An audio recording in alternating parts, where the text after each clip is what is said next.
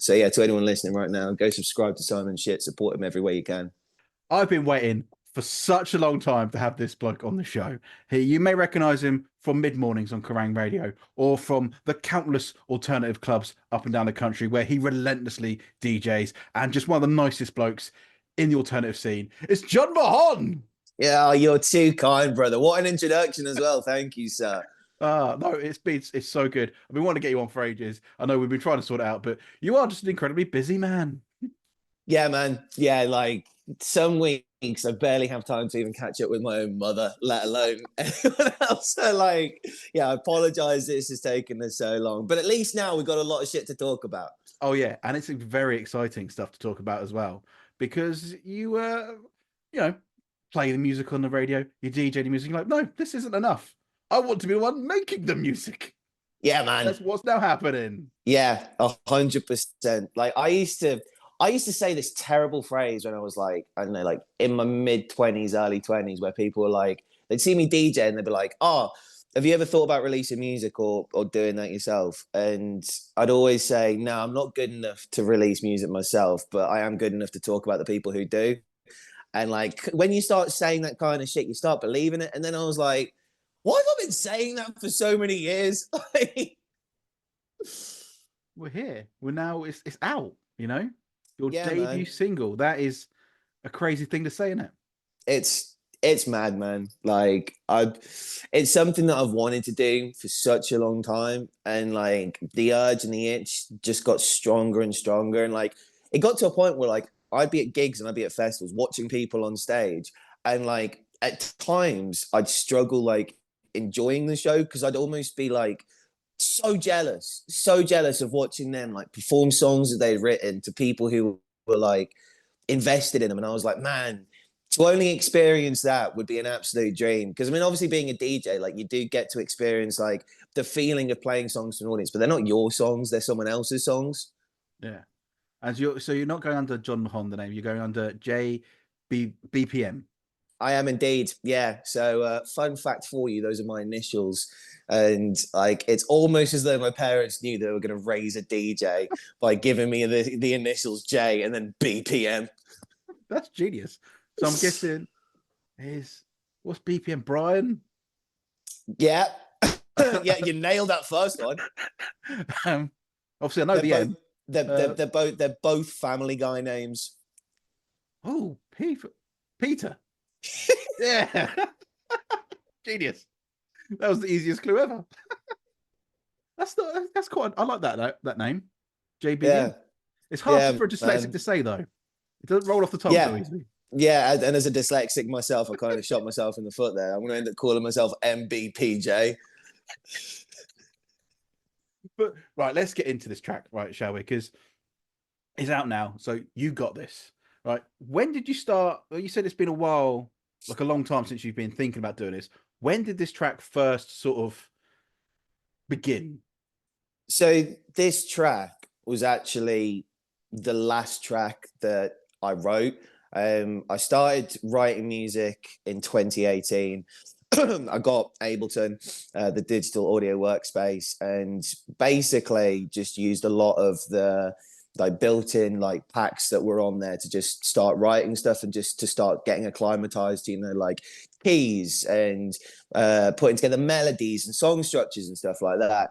And I, off the back of that, wrote three songs and took them to my boy Tom Anderson, who works at a studio in Liverpool. Me and Tom went to secondary school with each other. Tom's been in a load of bands in his time. Fantastic band actually called Venus de Milo, like an amazing indie band that he was in. So go and check those guys out. They're not active anymore. Like they've called it a day, but their music is still phenomenal. And yeah, like I was in the studio with him, just like working on stuff, polishing stuff. And a couple of the tracks got to a point where they were like almost fully produced. And so I just started playing them to like friends and stuff like that. And the song that I was going to kick everything off with, which is actually now probably going to be the second song that I drop. That's a sad boy one. Like that's a real like intense like oh, he's talking about some real trauma here kind of tune. And shout out Laura, who's one of my best friends and also like manages me on a bunch of stuff. She turned around and went, "You're known as like the happy guy, like you're known as being very positive and very upbeat. So if you're dropping like this real intense sad song as your first one, people might be like, fuck's going on with Jon? Like, is everything all right?" So even though that song was written about something like years and years ago, so because of that, she's like, "Do you know what? I'd go with like a big happy upbeat one." And don't get me wrong, some of the other songs that we did write were like sort of happy and upbeat, but they're quite far removed from rock. They're not like directly influenced by rock. Whereas like obviously having the rock music background that I've got, I was like, do you know what? I kind of need to have something that's like a mix of everything that what people would expect, plus that sort of like dance music element. So basically, a couple of Christmases ago, Tom came over to my place. And yeah, bear in mind, like we've probably already done like 2 or 3 songs by this point. And literally, we sat in this room, got a couple of beers in, and like at first, the first thing that happened was Tom was like, "Wow, the acoustics in here are amazing." So he just started clapping like that, and then we were like, "That clap sounds kind of cool." So like we recorded the clap. So that, like the clap that's in that tune is literally just Tom clapping in this room. And then this is how talented Tom is, man. As a producer, as a guitarist, he just picked up like the electric guitar that I got kicking around in here and just started fucking around, just playing some shit. And then all of a sudden he just went and I was like, that's the riff. And then we just built the entire tune just around that. Yeah, I love the way as well because it starts off with the riff, but then like there's I think quite a big twist to go into the verses because yeah, man, which I wasn't expecting, which was really cool because I like the fact I wasn't expecting it, and like you got the really cool groovy like I don't know how to describe it. It's like Prodigy-esque start sort of thing, and then maybe a little bit more. It's like Shikari-esque for the verses with Motorhead, and like it's just like every influence that you can think of thrown into this. It's awesome. Yeah, man. Well, so funny thing is, there is actually only one verse on the song. So, like, in terms of songwriting structure, it is a little bit weird because, like, there's the intro, which has got like the sort of intro hook. Then, modern day music, man, like, it's a thing that record label people say all the time. It's just get to the chorus as soon as fucking possible. So I was like, well, how about we just do an intro and then we just jump straight in at the chorus?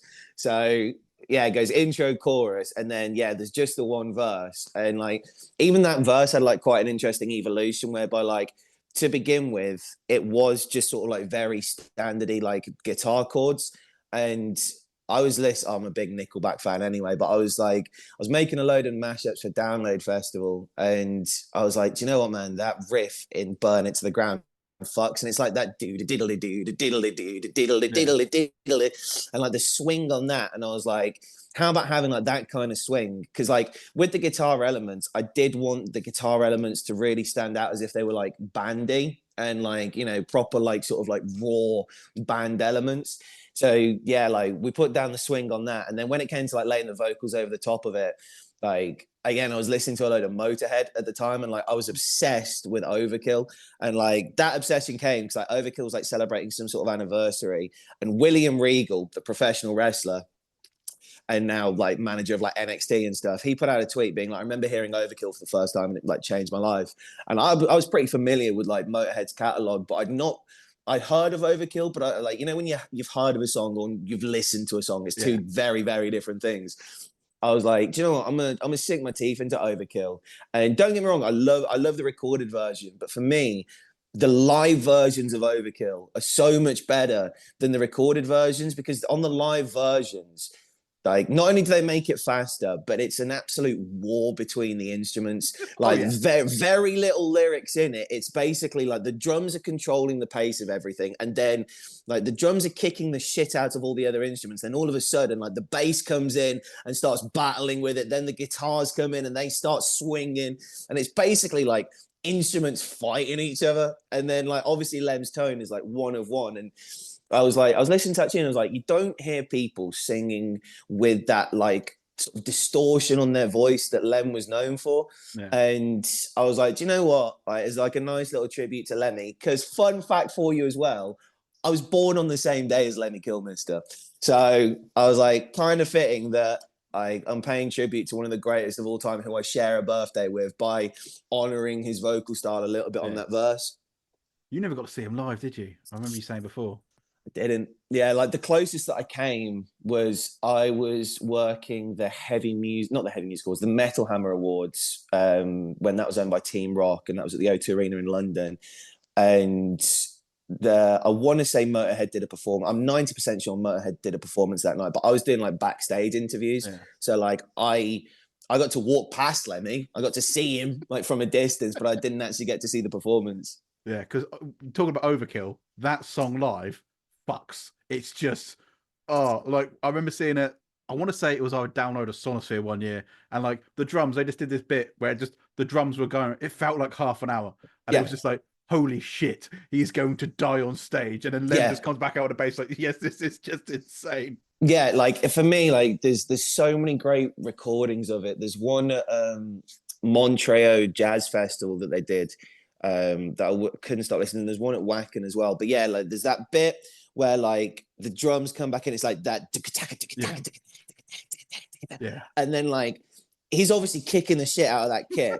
And then like I could just picture like Lem just being stood there being like, all right, motherfucker. It's just it's the best shit, man. It's the best shit. So yeah, like I wanted a bit of inspiration from that. So I mean, like less so on the melodic side and more on the vocal side of just honoring Lemmy, and then combining it with that sort of like swingy nature of like a Nickelback riff, and then like the verse lyrics on that are just stupid. Like they're pretty fucking stupid. It's basically just about like partying and not really giving a fuck. Yeah. And then the actual chorus, don't let the motherfuckers bring you down. Because you said like it's a good mantra to have, but a really hard one to actually follow. Like Man. It's really easy to say, yeah, just don't let those people come down. And especially doing something like you do, being creative and putting yourself out there. It's probably one of the most vulnerable things to go, here's what I've created. This is my child. Please like it. And then like the internet is full of people that will have their own opinions and then everyone is unfiltered online. So like not let the motherfuckers breathe out. It's a really hard thing to live by, but I love it. I love the stance of it. Oh, I appreciate that, man. So like, fun fact about that bar is that like when me and Tom was sat in this room, we'd come up with the sort of like melodic structure. We got the riff, and then Tom was like, "What's this song going to be about?" And I was like, "Well, the message and the tone of the song is like very upbeat, very positive, but I also want it to have that spin of like, just don't let shit ruin your mood." And like he was like, "Oh, almost like don't let the bastards bring you down." And I was like, "Yeah." And like we were fucking around with that for a while and trying to like slot that in rhythmically, and like it didn't have the punch that I was kind of like looking for with it.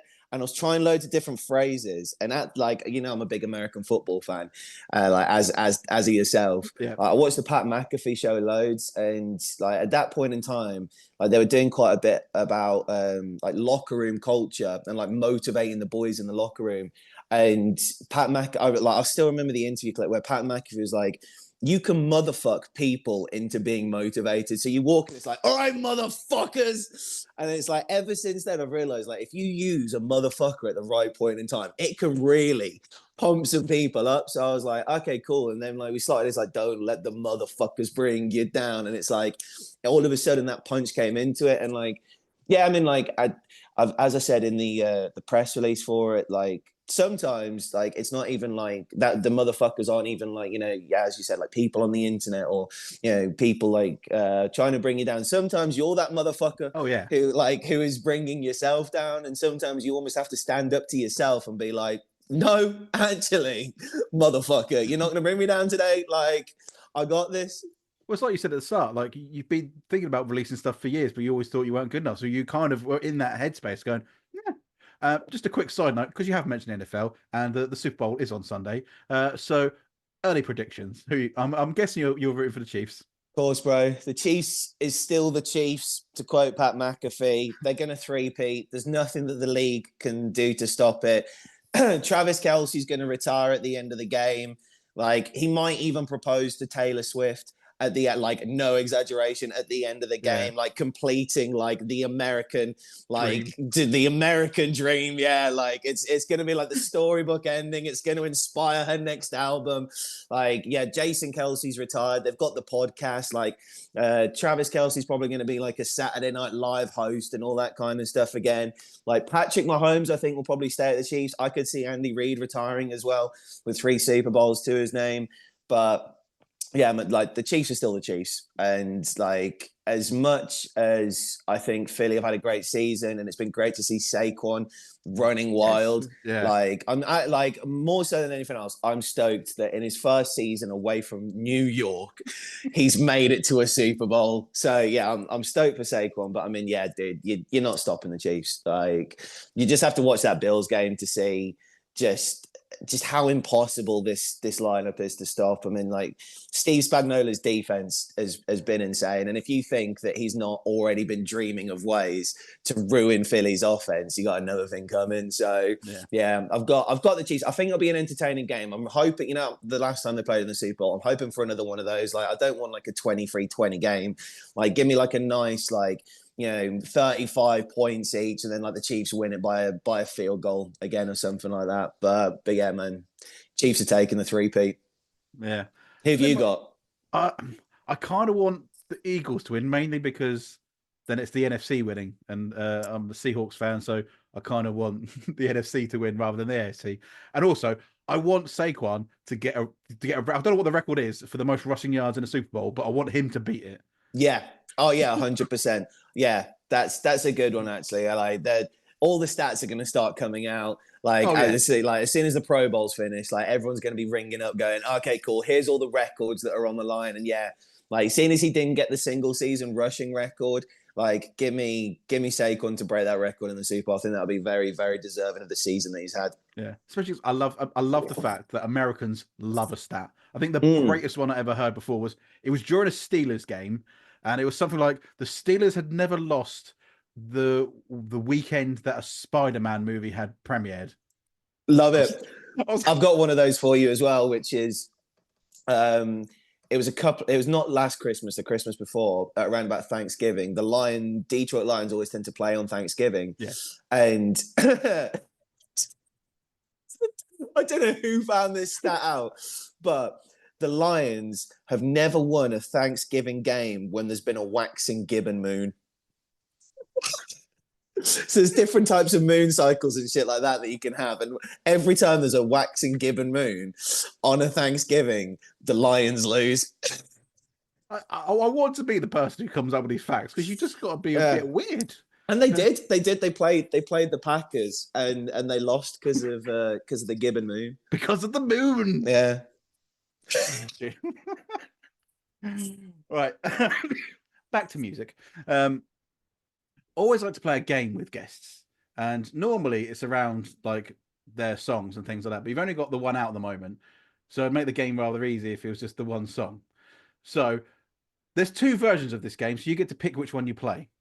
So it's called Streamy Streamy, Say That You Stream Me, where it's just higher or lower with streaming figures, but we got 2 options for you. You can either have 21 Pilot songs, Okay, which I think you'll smash out the park, or you can have artists who you have interviewed on the Jon Mahon show on your podcast.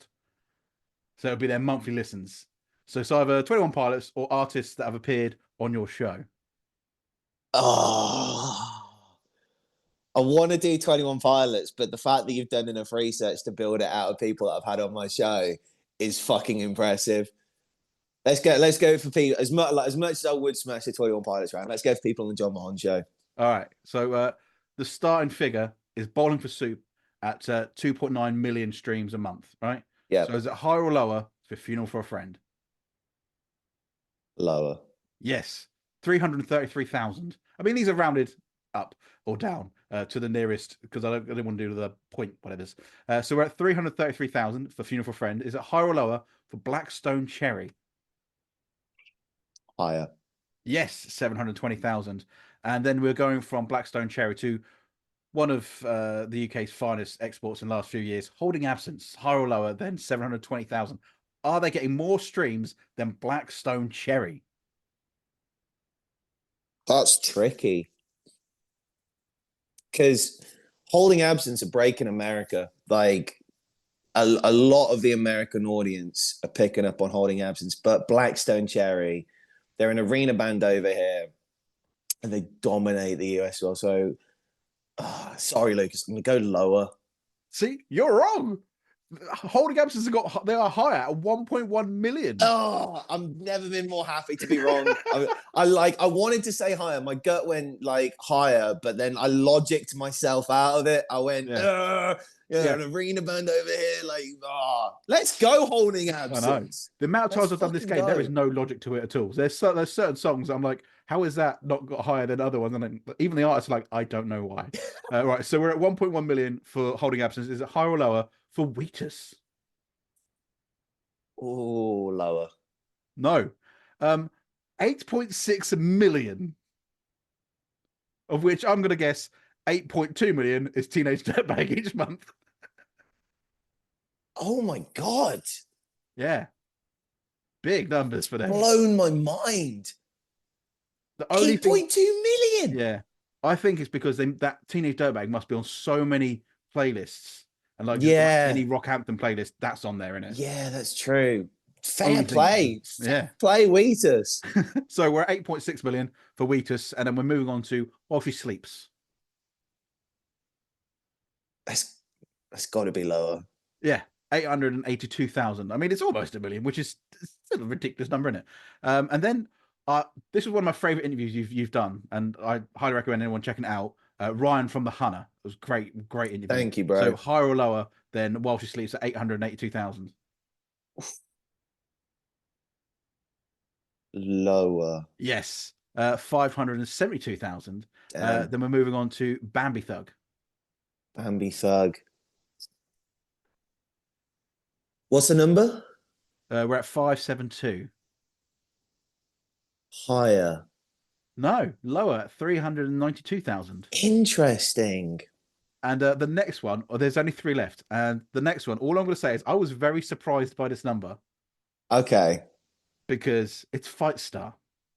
So are they higher or lower than Bambi Thug at Oh. 392,000 listens per month on Spotify? They're probably going to be lower because they're like Fight Star is niche as fuck. Yeah, only 72,000. Yeah. I was expecting millions just because it's Fight Star. Yeah. But then you got to remember, it's like they are own, like Busted and McFly aren't known in the States at all. Like they are predominantly like I'd probably UK and like, maybe a smidge of like Europe and maybe like Australia or something like that. But then the side projects of those bands, like be like Son of Dork, but then again, like fucking Fight Star so much bigger than Son of Dork. So yeah, but yeah, 72,000. More people need to be streaming Fight Star, man. What the fuck are you playing at? I was really hoping that because I know they did the one-off show at Wembley, but I was really hoping that maybe that they would do like a nice little surprise at 2,000 Trees and headline that, but it didn't happen. I mean, there's still more bands waiting to be announced for Download Festival, and Fight Star would be an amazing Avalanche stage headliner. Just saying. And next year, Grand Unification is 20 years old. So they got to do something. How's about we go back to Wembley again, fellas? And how's about we play Grand Unification in full? Because I mean, they almost did that at the one-off show last year. Like there was the set was Grand Uni heavy, but it's like, come on, man! Like that album start to finish is flawless. Like literally, just give me that album start to finish. Then I don't know, do like 2 other songs pre-encore, then come back, do like 3 songs on the encore, and yeah, call it a night. Yeah. Right, so we're at 72,000 for Fight Star. Is it higher or lower for Vukovi? Higher. Yes, 243,000. So this is the final one. And this was your first ever guest on the Jon Mahon show, Rao from Enter Shikari. Higher or lower than 243,000 listeners a month? Higher. Yes, 646,000, which again, not high enough. It's no, Shikari. These guys should be taking over the world. I'd have thought Shikari would have been averaging a milli, like easily, like especially considering the fact that you know they're doing a lot of activity in the States now. They just did that tour with Yumi at 6. Like they do a bunch of festivals over there as well. But yeah, that is surprisingly low for Enter Shikari. Again, what we playing at? Why aren't we streaming the good shit? I love them, and I love Raoul. He's just so nice. Yeah, the best dude, the absolute best dude. Like the hardest working, nicest people, as of a Kobe as well. Like we're being represented very, very well in the UK at the moment as well. With holding absence you mentioned earlier too. Yeah. Yeah, so I think that was pretty good. I think you only got one wrong or two wrong. That wasn't bad. Yeah. Do This you know is what? Let's double dip, bro. Let's do the 21 Pilots one as well. all right. Let's Like go for them. Right. you So you put the effort into putting this game together. I'm here to deliver, man. there's another game I do, which is song lyrics, and I change them up. And it's really hard to do. It takes about an hour to do 3 songs. And I did it with Frank Turner, and he got them all within about a minute. And he was like, I feel really bad the amount of time it's taking you to do this. And I was like, yeah, but it was fun. I really want to play that game one time with someone where you get 1 second of a song Oh, yeah. to recognize the name of the song. I really want to do that with 21 Pilots because I mean other than the self-titled record where like I'm like I know every single song on there. It's just some of the song titles I probably get mixed up. Other than that, like Vessel onwards, I can recognize all of that shit based off 1 second. Right. So let's go. So we're starting with Overcompensate at 85 million. High or lower for Guns for Hands. 85 million.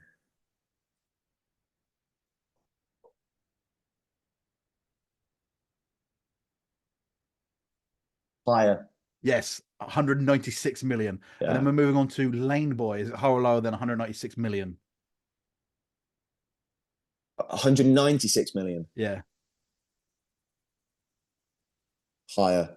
Yes, 321 million for Lane Hands. And then my personal favorite 21 Pilots song, Addict with a Pen, higher or lower? Lower.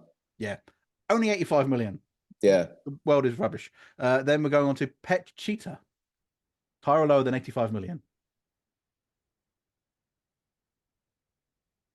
Higher. No, lower at 80 million, which these numbers are still Really? insane. Yeah. Interesting. I think, I'd have thought Trench as a record would have been like every single song would have been touching like silly numbers. yeah. I think 5 million of Addict with a Pen is me. So we're at Pet Cheetah at 80 million. Is it higher or lower for The Craving? 80 or 18 million. 80, 80. 80. Ooh, lower. Yeah, only 20 million. Yeah, it's Clancy's new though, in it. So like I don't know. It hasn't even been a year since Clancy's been out, has it? Like it No. dropped in April last year. Yeah. Yeah. So I think this next one's going to be quite easy. So we're at Craving, which is 20 million. To Car Radio, higher or lower? Higher. 508 million. Yeah. How many of those streams are you? I mean, a large chunk. That was the first song I discovered 21 Pilots on. So that's where everything started with me. So yeah, like probably a good 1 to 2% of those. So we're at Car Radio at 508 million. Are we higher or lower than Stressed Out? Stressed Out is definitely higher because that's a billion. 2.5 billion. Yeah. That's yep. So are we higher or lower for Ride? Lower. Yeah. We say lower. It's still 1.9 billion. Billion with a B. Yeah. Right, 2 left. Heavy Dirty Soul. Lower. Yeah. Oh, it's just a mere 406 million. Terrible. Jumpsuit. Half as good. Yeah. Half as good. What's the one like 500? So Heavy Dirty Soul was at 406, and then we got Jumpsuit for the last one. Higher or lower? They're both album openers. Yeah. And I'd argue Jumpsuit is the bigger track because they play it more live. I want to say lower because Blurry Face came out first. That's my logic. But you going with lower? No, I'm going to go higher. You should have gone lower because then you would have been correct. God damn it. 272 million. I mean, they're just small numbers anyway. Yeah. There's in both games, I logicked myself out of the correct answer twice. So it Yeah. just goes to show that my logic is completely flawed. That's why I love doing it with bands because they do exactly that. They logic themselves out. They're like, "Well, this is my favorite song that I've ever done, so it's got to be high." Like, no, it's not. And they're like, "Oh, right." So yeah, let's get back to music. Well, we were still on music anyway, but a big thing that's happening with you, besides a debut single, is you're going on tour with Bowling for Soup. Yeah, Yes, yeah. epic news. Mental. It's mental, man. Yeah, I'm so grateful for this opportunity. Like, my boy Matt Stocks has been the Bowling for Soup tour DJ every time that they've come to the UK, and he's unable to make this one. And when he let the band know that he was unable to make it, he very kindly put me forward for it. And yeah, they reached out and asked me if I'd be up for doing it. And yeah, like depending on when this interview goes out, like if it goes out on the day that we think it's going to go out, which is Wednesday, the 5th of February, Yeah, today's the first day of tour. So yeah, man, it's incredible, man. I'm so grateful and honestly so appreciative to Jarrett and the fellas in Bowling for Soup because I've never been on tour like as a performer. Like back a day, I managed a band and they did a support tour with Mindless Self Indulgence, that's cool. and I think it was like 5 dates that we did, and that was the closest that I came to like being on a tour, traveling from city to city. But I was in a managerial role. I wasn't like performing or anything like that. Whereas like this is my first time performing on a tour, so I'm DJing in between the bands, and it's a fucking arena tour. It's quality. You coming down to Bournemouth doing the BIC. Yeah, insane, man, insane. So yeah, I can't wait for it to start, bro. I'm so juiced. It's just it's quality. When you announced it, I was like, that's amazing. And again, another interview done. You've done a couple with Jarrett now, and he is just so fucking lovely. Yeah, Like man. it's weird because when I spoke to him, I stupidly I was like, I thought they were just as big in the States as they are over here. And he's like, no, no. He goes in the States we've done all right. But he goes over here, we're bigger. And I was like, why? They're so good. And he's so nice about it as well. He's just so chill. Yeah, man. Quality. Like that last interview that we did was honestly like one of my favorite interviews that I've ever done. It was just like such a beautifully flowing conversation, like so many like amazing honest answers from Jarrett. And yeah, that every now and then I do like a sneaky bit of like guest based journalism.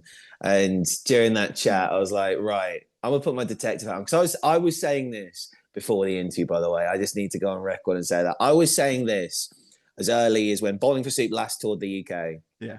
and I want to say the last night of tour was the Eventim Apollo in London, but they might have done a couple of dates after that. But I saw him at the Eventim Apollo show, and after the show had finished, I was chatting to Jamie, who does the PR for Bowling for Soup, and I was like, you know what the next step is, right?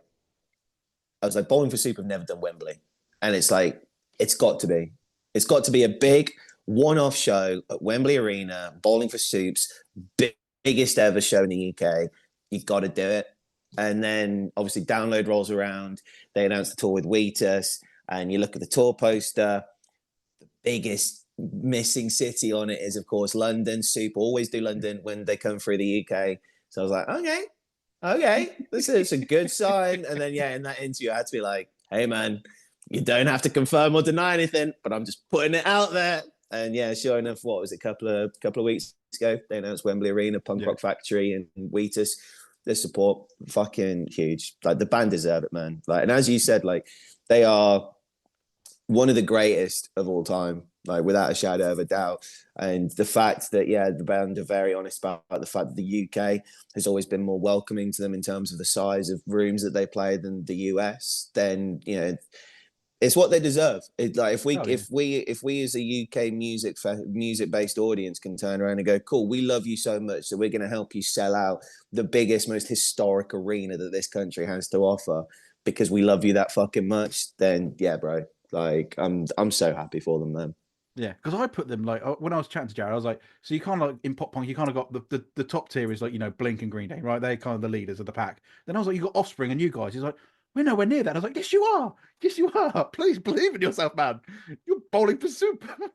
Yeah, 100%, 100%. And, they are also very, very humble about what they do. And it's like sometimes people like us have to juice up bands and make them realize just how big they are and just how appreciated and how loved and adored they are by their fan bases. Yeah.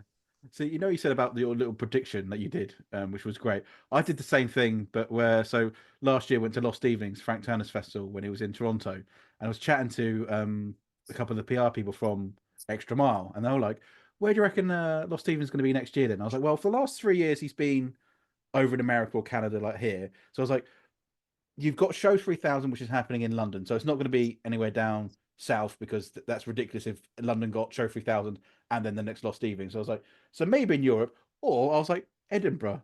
And they both and the PR person, she just looked at me and just went, "Okay, I'm not going to say anything." And then literally 2 days later, he announced it, and I was like, "Yes, I was right." And she was sat there going, "Yeah." Let's go. She was like, as soon as you said Edinburgh, she was like, "I just couldn't say anything." She was like, "I can't give it away."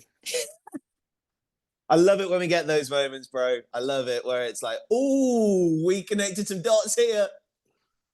Ah, yeah. So this is just a really exciting time for you, isn't it? Like, you got your Kerrang radio show, which is awesome. I try and listen most days, which I think you're one of the best broadcasters out there for being honest with the listeners, I um, appreciate that, man. and like really connecting with listeners as well. I think there's a real passion there, which is amazing. Then we've also got you're going on tour Bottom Soup, which is just a fucking dream come true for anyone.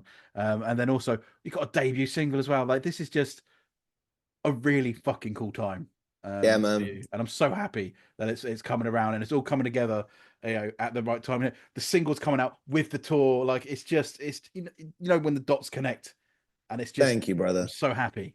I appreciate that, man. Because yeah, like to pull back the curtain a little bit, I was actually meant to debut this song during my DJ set at Download last year. Like it wasn't mastered, but it had been fully produced and mixed, and um, it was in my set, and it was towards the tail end of the set. Like I want to say it was like sort of like 3 or 4 songs before the end of the set. And as it got to the point in the set where that song was coming up, I've never had like imposter syndrome or like performance anxiety to like that level before. Like, I've had it a couple of times in my career, but like in that moment, like I was getting lightheaded, like my breathing was getting shorter, like I was feeling dizzy. Like I wasn't drinking during that set as well, and I was like necking liquid death, just like trying to like sort my head out. And like as it got closer and closer to when I was meant to do it, like I kept on feeling like I was gonna fucking pass out, and I was like, this is a sign. So like I chickened out of it, pulled the plug on it, and went down a different route. And literally my only regret from that Download set last year was not playing that song, because I felt like I kind of like failed myself a little bit. Like I spent so much time working on it, and that was like the time to like debut it and all this kind of stuff. And then I was like, it is what it is. And I'll have to find a different route to like launch this project. But I mean, like, I'd have played it at Download that night, and I wouldn't have had anything lined up in terms of like a plan as to what to do next with it. Like it wasn't out on Spotify. I hadn't even put that into motion. Hadn't got it. Like I'd have had like a bit of promo video from like playing it in the DJ set, but yeah, like it was one of those moments where I was like, fuck, like that was really weird. But then I guess everything happens for a reason, because when the Bowling for Suit tour came about, I was like, well, that feels like a right time to like launch a song and to play it, like my first actual tour with actual bands playing actual venues and shit like that. So yeah, like I spoke to a couple of people and they were like, yeah, like launch it, like do it. And yeah, pretty much since the Suit tour got announced, it's just been getting everything in line to drop this song. And yeah, it's feels good, man. And the scary thing is the first time that I'm going to play it to an audience, it's going to be the first night of tour on a Bowling for Suit tour in Blackpool. So could go one or two ways. People could love it, or they could be like, should have just stuck to radio, bro. Listen, no, I think you let the motherfucker get you down at Download, but Exactly. I think it's the right move, because I think it may have just got lost in the set a little bit, because that set's ridiculous as well. It's on YouTube. Was there any water left in your body? Because you were a very sweaty man by the end of it. Dude, no exaggeration. I was slipping in pools of my own sweat on stage. Like, there's a couple of shots like that didn't make it into the set where like I'm like saying something and then I just go like, and I look down, like, what the fuck is that? It's like, oh, it's my bodily fluids. But yeah, I think this is the right time, and like it feels like you said, more there's more of a plan in place and a thing like that, and like it's oh yeah, like I keep saying, I'm just so happy for you for this going forward. Like so, obviously, what the single is then going to be an EP at some point. There's like 5 songs you've written in total, is it so far? 5 songs have been recorded. What like yeah, you got this is obviously the most finished one. I'm actually at time of recording this on Tuesday. I'm going to Liverpool again to meet up with Tom, and we're going to be working on the follow up to You Got This. That's the sad boy one. But the thing is, right, is the people that I played that song to, they're like, yeah, the lyrics are really sad, but like melodically, it's actually like a thumping tune. So that's probably going to be the one that I follow it up with. Um, and then I don't know if I'm gonna do an EP. I might just go down the singles route and just release singles Yeah. until until we find something that clicks like a sound or something like that. Because basically, like all the songs that I've got recorded, all of them sound different. There isn't Okay. like very 21 Pilots. There's no 2 songs that sound the same. Like the next one is like a combination of like I'd say like metal and drum and bass, and then there's one that's like as close to like a sort of like poppy EDM song as I could probably get. There's one that's like very very metal, like lots of screams, like quite bring me ish in its like sound and production. And then there's another one which is obviously like 21 Pilotsy because like I had to lean into that influence. Yeah. But that's um if I was to do an EP, that 21 Pilotsy one would be the like the last track on it. It's got strong last track energy, that one. So like if I was ever in a point where I was doing a set, a full JBPM Yeah. set, that would be the last song of the set. Because it's got like a nice little acoustic guitar start, and then it ends very car radio, actually, like very car radio. So yeah, those are the songs that have been recorded, and yeah, those 4 need a bit of work and a bit of polish. But I mean, yeah, like the dream would be to get them all out this year, and I don't think there's any reason why I couldn't get them all out this year. So yeah, man, there's still a lot of work to do, Yeah. but I'm stoked on it, man. Like this process has been so much fun, and just like yourself, like we're nerds, we are music nerds. Like when How dare you? yeah, when you get into music journalism and you start interviewing people, the main reason why you do it is because you're a fucking nerd, and it's like you've got all of these questions. It's like, cool, where did this come from? Why did you do that? How's this come about? And like now being in that process, I'm asking myself those questions whilst I'm doing it, and it's the best shit, man. I can see why it's so addictive, and so many people like hold on to doing stuff like this for as long as possible because it's the best shit, man.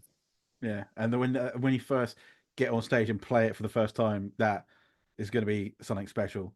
Because I'm I've gonna be played in shitting bands. myself. I'm gonna be Yeah. fucking shitting myself. But yeah, it's gonna be great, man. Because I think being on stage, there's no feeling like it's weird. Because like I was in bands for years just as a drummer, so you're always kind of hidden in the background. And then I did stand-up comedy for a bunch of years as well. And when Oh you're on boy. stage and it's just you putting yourself out there, when you're getting that positive reaction, there's nothing like it. I can't describe that feeling.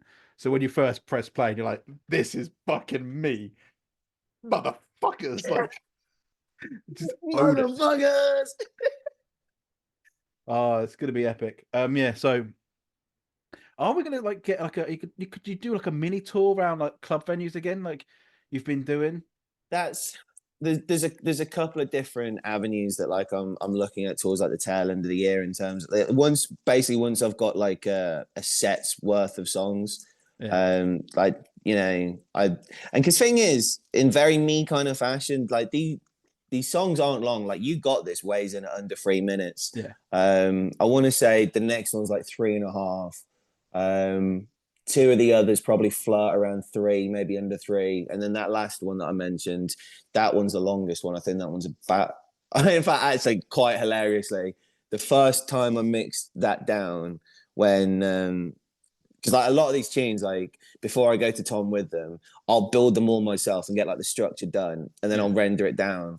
And that one came out bang on 4 minutes and 20 seconds. And I was like, I got a lot of time for that.